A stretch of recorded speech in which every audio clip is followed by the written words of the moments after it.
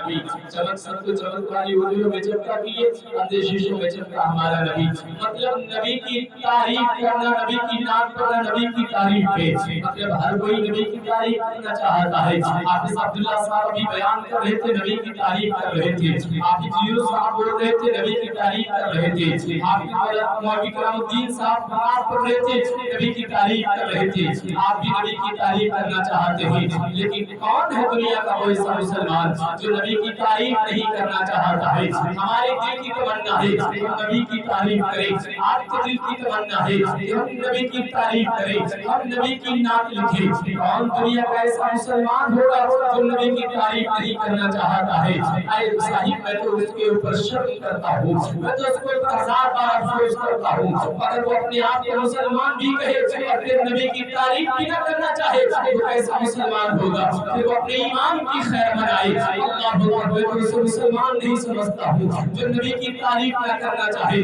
جو نبی کی تعریف نہ کرنا چاہے جس کے دل میں یہ انگرائی یہ تمنا انگرائیاں آ جاتی ہو کہ ہم نبی کی تعریف کریں اللہ اکبر ہر کوئی نبی کی تعریف کرنا چاہتا ہے لیکن اور نبی کے ایک عاشق ایسے گزرے ہیں اللہ اکبر جو نبی کی تعریف اللہ اکبر نبی کی نعت لکھتے ہیں اور نعت لکھتے بھی ہیں عربی زبان میں لیکن ان کی مادری زبان فارسی کی ہے وہ عربی مادری زبان ان کی نہیں ہے جیسے ہماری مادری زبان ہندی ہے لیکن ان کی عربی زبان ان کی جو مادری زبان تھی وہ فارسی کی تھی لیکن آپ نے نبی کی نعت لکھی عربی زبان میں اور کیا لکھا بلغ الہدی بکمالہ کشف الدجی بجمالہ حسن الجوی بخصالہ اللہ اکبر یہ نبی کا کون عاشق ہے جو نبی کی نعت لکھ رہا ہے اور عربی زبان میں لکھ رہا ہے نبی کا وہ ایسا غلام جس کو زمانہ شیخ سعدی علیہ الرحمہ کہتی ہے وہ شیخ سعدی علیہ الرحمہ نبی کے بہت بڑے غلام گزرے ہیں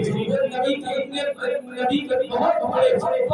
عاشق گزرے ہیں لیکن ایک بات اس میں پوائنٹ کوئی اور بتاتا چلوں ان کی مادری زبان فارسی ہے آپ نے فارسی زبان میں جو کتابیں بھی تحریر کروائی ہے یہ درس نظامی کی اولا کی جماعت میں گلستہ اور گوستہ کی کتابیں پڑھائی جاتی ہے یہ آپ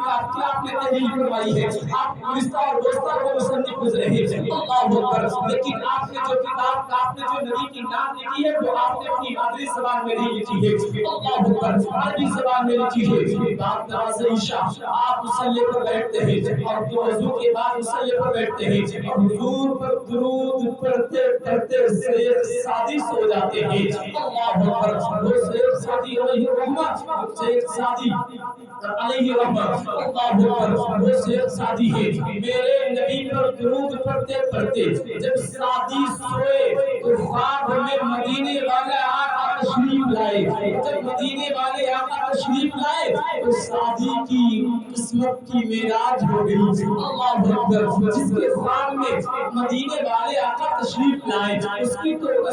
قسمت کی معراج ہو گئی حضرت سعدی قدموں میں گرتے ہیں عرض کرتے ہیں خدا دا امی وابی یا رسول اللہ یا رسول اللہ یا رسول اللہ میرے ماں باپ قربان ہو جائیں آپ نے اپنی ناظرین مقدسہ پر میرے پیغمبر اللہ اکبر میرے آقا نے فرمایا اے میرے غلام بتا کیوں یاد کیا ہے عرض کرتے ہیں یا رسول اللہ میں آپ کی نام لکھ رہا تھا یا رسول اللہ میں آپ کی تعریف کر رہا تھا یا رسول اللہ میں عربی زبان میں آپ کی تعریف کر رہا تھا آپ کی نام لکھ رہا تھا میرے آقا فرماتے ہیں سعدی بتا کیا لکھ رہا تھا عرض کرتے ہیں یا رسول اللہ میں لکھ رہا تھا رسول اللہ بکمالہ کشف الدجی بجمالہ حسن الجوی بخصالہ لیکن آؤ آگے سماعت کرنے کی کوشش کرو میں آپ کو بتانا کیا چاہتا ہوں دنیا کے بہت میرے نبی کی نعت لکھی ہے بہت شعراء نے نبی کی نعت لکھی ہے بہت محترم نے نبی کی نعت لکھی ہے لیکن ان کی نعت اگر مکمل نہ ہو سکی